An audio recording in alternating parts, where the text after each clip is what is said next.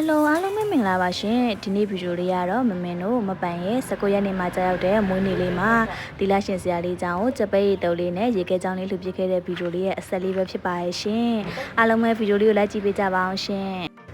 အခုဆိုရင်တော့မမင်တို့ကဒီလရှင်စရာလေးကြောင်းရောက်နေပါပြီရှင်မမင်တို့ရောက်တာနဲ့ဆရာလေးတွေကိုစုံပွဲလေးတွေစပြီးပြင်ပေးနေပါရဲ့ရှင်မမင်ဖီနဲ့မပန်တော့ကြပိတ်ရီတုပ်လေးကိုပကံလုံးလေးတွေကိုထည့်ပေးနေပါရဲ့ရှင်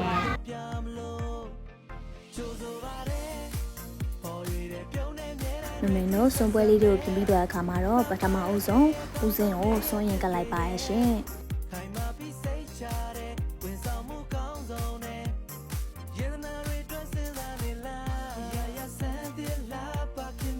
စွန့်ကပ်ပြီးတော့အခါမှာတော့ဒီလရှင်ဆရာလေးတွေရဲ့ဝိုင်းကိုယူရုံးလေးရနေပြီးတော့ဒီအားလုံးနဲ့အတူနှုံပွဲလေးတွေကိုလိုက်ချပေးနေပါရဲ့ရှင်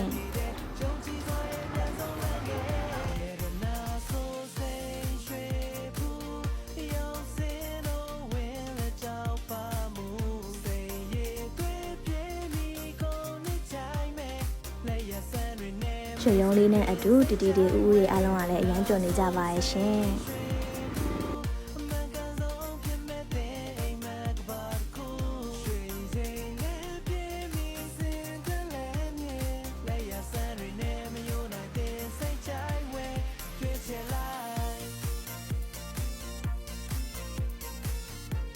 ဆရာလေးတွေစွန်ဖုံးပေးပြီးသားလို့ရှင်အချိုတဲဖို့အတွက်ရေခဲချောင်းလေးတွေကိုရေုံလေးရနေပြီးတော့စတင်ပြီးတော့လိုက်ကနေပါပြီရှင်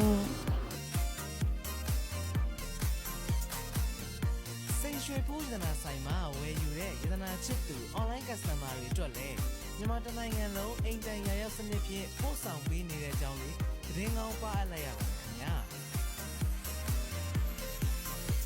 ဆံရပဲပြေးရွှေသားကောင်းမွန်ခြင်းစိန်တွေလက်ကြိုးမြတ်ပေးတကယ်ကိုစိတ်တိုင်းကြဖို့ရေးရွှေအော်ရာများလဲလက်ခံပေးတဲ့ကောင်းဆုံးသောရည်သွေးနဲ့မြင်ဆန်းမှုများဟာဆွဲဆောင်မှုပြေလို့ခြင်းဆရာလေးတွေကိုရေခဲချောင်းလေးတွေအားလုံးလိုက်ကပ်ပေးပြီးတဲ့အခါမှာတော့နောက်ဆုံးတစ်ခုကျန်တာလေးကိုရေရုံးကနေပြီးတော့စားပါရဲ့ရှင်ဒီတစ်ခုကတော့ရေရုံးအရင်ကြိုက်တဲ့တစ်ခုပဲဖြစ်ပါတယ်ဆရာလေးရေဆွန့်ဖုံးပေးပြီးတဲ့အခါမှာတော့မမင်းတို့ဆင်ရှိဘူးမိသားစုကနေပြီးတော့ဆရာလေးရေစီဖို့အတွက်ဖက်နှက်လေးတွေကိုဖြူပါရဲ့ရှင်ဒါလေးကတော့ရေရုံးရဲ့ပပရဲ့မမရဲ့အမကြီးရဲ့ပဲဖြစ်ပါရဲ့ရှင်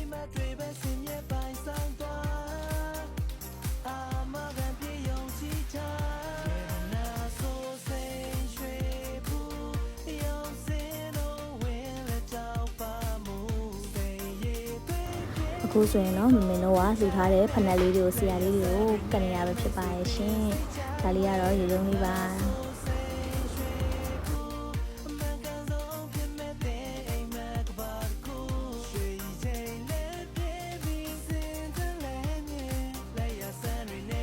ဖက်နှက်လေးအားလုံးလှူပြီးသွားတဲ့အခါမှာတော့ရေရုံးလေးကမမကြီးကိုချွဲနေတာပဲဖြစ်ပါရဲ့ရှင်